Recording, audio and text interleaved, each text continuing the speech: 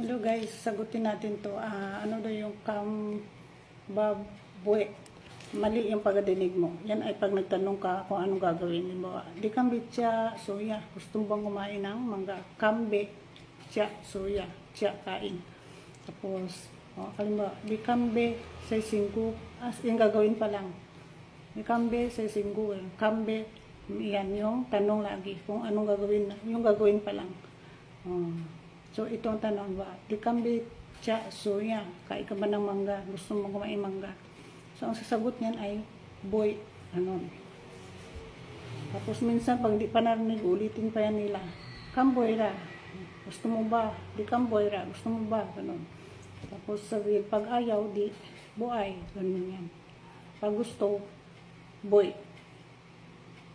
Ganun yun. Basta pag may tanong kayo na gagawin nyo,